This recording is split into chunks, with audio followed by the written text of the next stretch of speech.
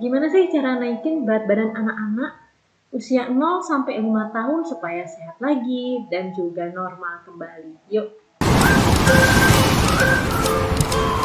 Oke, assalamualaikum warahmatullahi wabarakatuh. Allahumma sholli ala Muhammad.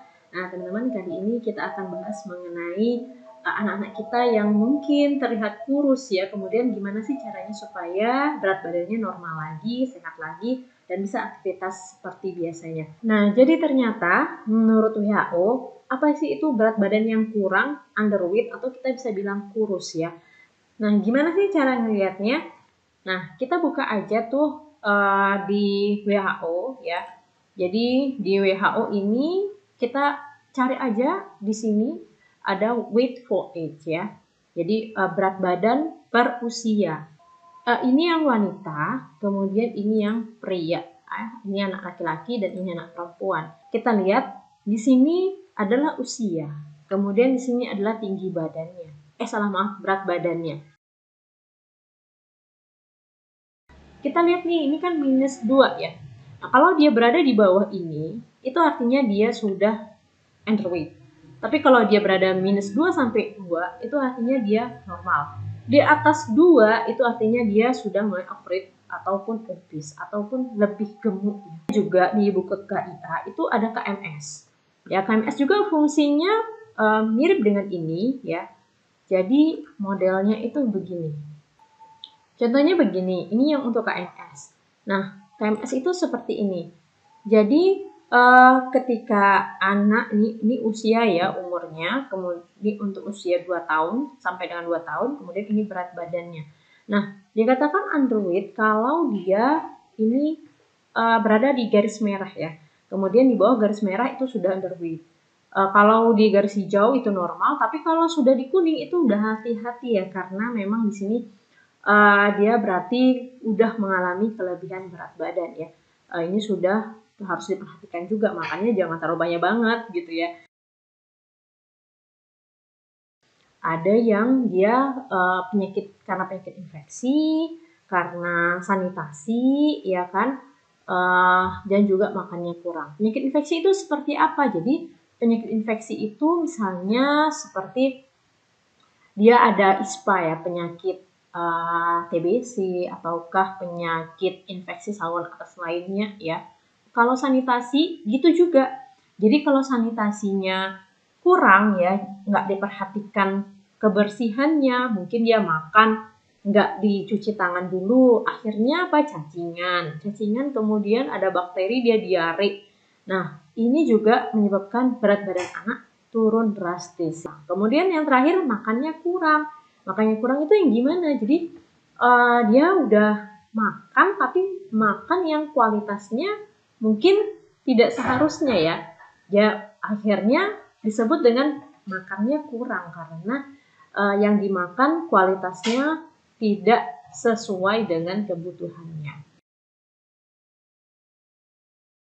Terus gimana dong solusinya? Nah, yang pertama kita cek dulu nih kualitas dan kuantitas makanannya seperti tadi ya. Bisa jadi kualitas makannya tidak seperti seharusnya yang dia konsumsi, kemudian kuantitas itu jumlahnya. Jadi jumlahnya mungkin nggak sebanyak yang seharusnya ya.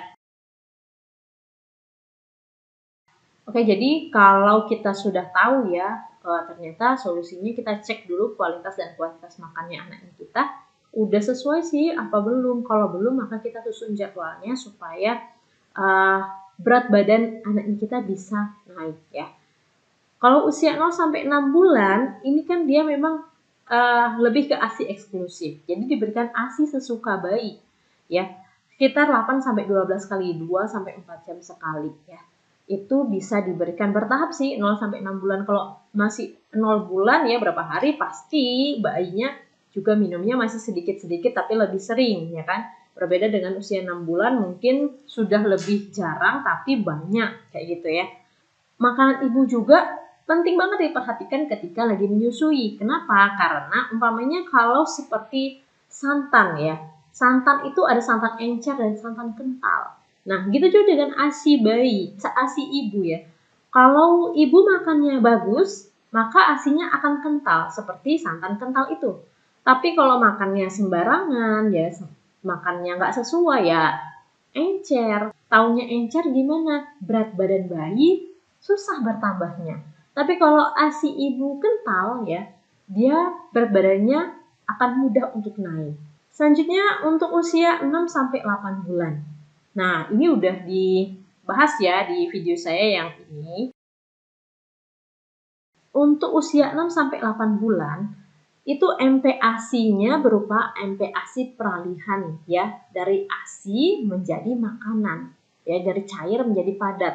Teksturnya lebih satu tingkat lebih kental dari ASI. Nah, kemudian secara perlahan kita berikan makanan saring ya, MPASI untuk makanan saring lebih padat lagi di usia nanti 8 bulan. Usia 9-11 bulan MPASI-nya perannya untuk memperkenalkan tekstur dan rasa.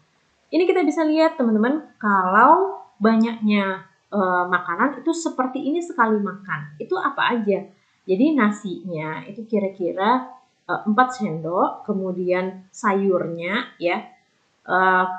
Kemudian ini ada minyak, santan, ikan ya, garam. Nah, kira-kira nanti bentuknya sudah mulai dicincang-cincang seperti ini.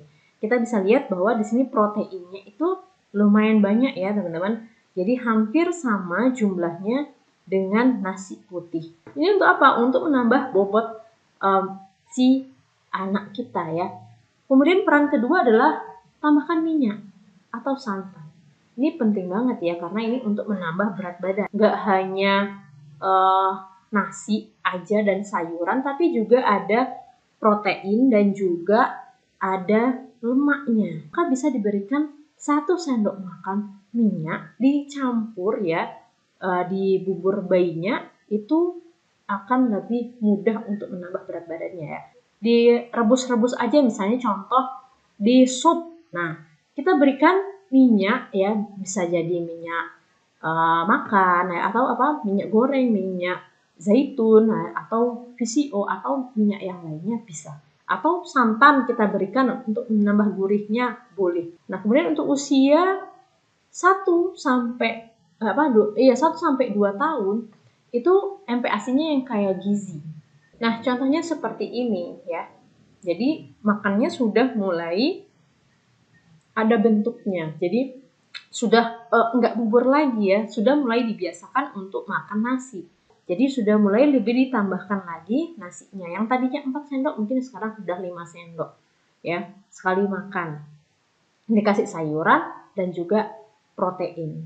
Nah, perlu diingat lagi bahwa ini juga ada tambahan lemaknya ya. Nah, kalau memang dia hanya direbus aja, bisa ditambahkan minyaknya 1 sendok makan saja. Nah, kalau udah digoreng tentu ya udah nggak usah lagi dong ya kan, karena udah ada lemaknya. Tapi kalau misalnya memang nggak, cuman hanya direbus-rebus aja, dicemplung-cemplungin aja, dikukus atau cuman direbus, itu bisa diberikan 1 sendok makan minyak. Kemudian untuk usia 2-5 tahun, tentu aja kita MPASI-nya kayak gizi, rasa, bentuk, dan tekstur. Ini si anak kan udah mulai rewel ya, makannya udah nggak terlalu diperhatikan sama dia, karena dia udah asik main kemana-mana, itu udah muncul aja ya. Nah, tapi kita kan harus tetap memperhatikan gimana makannya supaya tetap sehat dan beraktivitas seperti biasanya. Jadi tetap kita perhatikan makanannya ini supaya teksturnya beda, rasanya beda, supaya si anak tertarik. Oh, ini kok beda lagi hari ini? Kok siangnya beda lagi? Sore beda lagi? Ya kan? Misalnya contoh seperti itu. Ya. Jadi anak semakin banyak dia tahu tentang makanan, semakin banyak variasi, dia akan semakin tertantang. Jadi kalau semakin tertantang, dia suka, karena itu ibarat mainan bagi dia ya. Oke, jadi teman-teman bisa mencoba ya berbagai macam resep untuk di usia 2-5 tahun. Ini usia 2-5 tahun tentu nasi sudah mulai lebih dibanyakin. Ini artinya makannya nggak harus segini banyaknya dong ya kan, dalam satu kali makan. Ketika masih 2 tahun ya mungkin bisa separuhnya. Kemudian nanti bertahap sehingga bisa seperti ini ya. Nah, kembali lagi, ketika makannya rebus-rebusan, maka jangan lupa kita bisa berikan santan ataupun minyak ya, ataupun kedua-duanya juga boleh ya. Idealnya 3 sampai 4 kali makan utama, 1 sampai 2 kali makan selingan. Ini idealnya. Tapi kalau nggak bisa, diupayakan untuk memberikan sedikit demi sedikit ya. Sedikit makan, bukan sedikit. Bukan makannya sedikit, tapi sedikit-sedikit makan ya, supaya berat badannya bertambah. Oke, gitu aja ya teman-teman. Mudah-mudahan bisa dipraktikkan dan berhasil. Oh ya, jangan lupa dong di subscribe channel ini, share ya ke teman-temannya, dan juga like ya, supaya teman-teman bisa mendapatkan info update lainnya. Oke, terima kasih ya. Assalamualaikum. Bye. Bismillah.